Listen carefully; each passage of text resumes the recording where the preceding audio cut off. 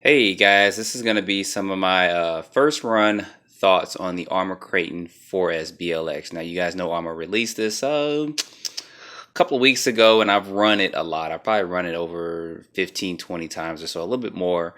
And as you guys see there, it does have some scrapes and scratches on the body and stuff. But so far, so good. For me, this truck is held up.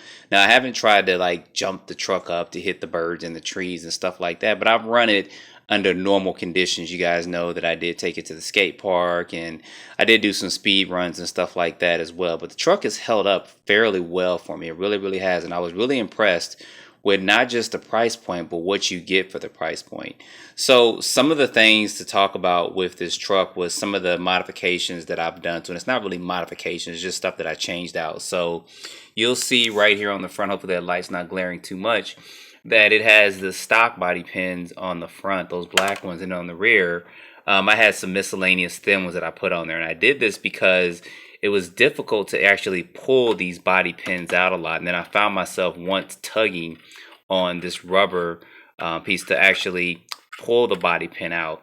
And that is partially because, see if I can dim that down just a little bit, is because these are a little bit flexible. Now, the flexibility is not what makes them bad, because if you jump your truck and you hit on the body, if they're too solid, they will break off easy. It's just as you're pulling those or trying to get those body pins out, it's flexible, and plus the hole's not big enough. So you can do one of two things. You can make those holes in there bigger, or you can do what I did and just change out the body pins. So I just did that for the rear. The front was okay. It wasn't as difficult, but I think if you get this for a younger kid, you may want to consider just changing those. That's cost you a couple of bucks, or you may have some lying around the house. So other things, when I first got this truck and I was running, I was concerned about the tires. Now, these tires are the same design as the 6S version 3 Kraton, but they are smaller. Now, I know on my 6S version 3 Kraton, I did end up ripping one of the tires completely. I think it was towards the rear or something like that. I know people have had that problem before as well, and then ripping them completely off the wheel. Now, they may be going crazy with it and stuff, but that was one of my fears. But that did not happen with this. These are a little bit smaller than the 6S ones, and they've held up well. Now, you guys do see there that there is a little bit of a traction wear there, because I have been running these on-road, off-road, kind of just in all different surfaces and stuff as well. Mostly kind of on-road, because a lot of people wanted to kind of try to test it out, and I wanted to show it to them running, but they have held up and they haven't ripped or anything, so that was a plus on there for that. Other things to note, that this does come with a Willie Bar, and you guys see there on the wing of the spoiler, it does have a little bit of tear there where I actually been riding wheelies and stuff, but Arrma did prepare for that when they designed this, where they have these little slots, so when you're doing the wheelie, it's not actually eating into your wing and stuff, which is a good thing with this. Other things I like about this is on the front of the body, you guys know they have these two protections here for this. I wish that, and maybe that's something that I'll do when I get my next body, is I'll add an additional two up here on top. So if I flip my truck, it'll actually rub those up top and not actually dig into the body there.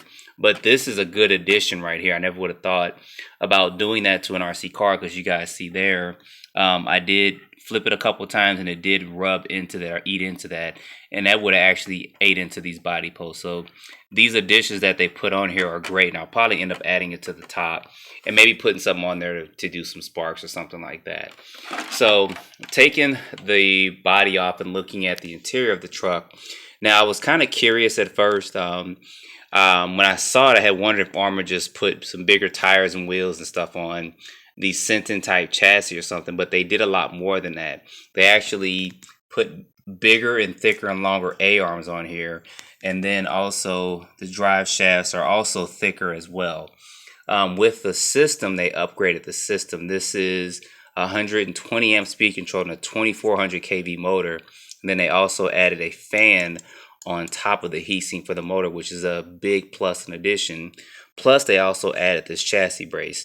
Now, you guys see here, I did do some modifications. I did take off the EC5 connectors. There were two of them. And I just went back to the XT90s, because I just had more batteries that had that on there, especially 4-cell batteries and 3 cells.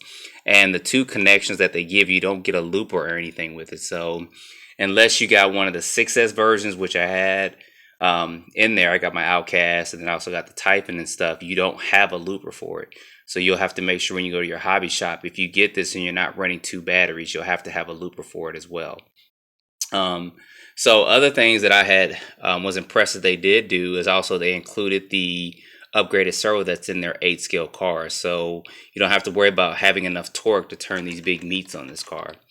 They did also include, you guys can see up in there, excuse the little dust and dirt, the ball bearing on the center drive shaft. So that helps keep that stability there with there. And this is geared with a 13 tooth pinion gear instead of a 15 or a 20.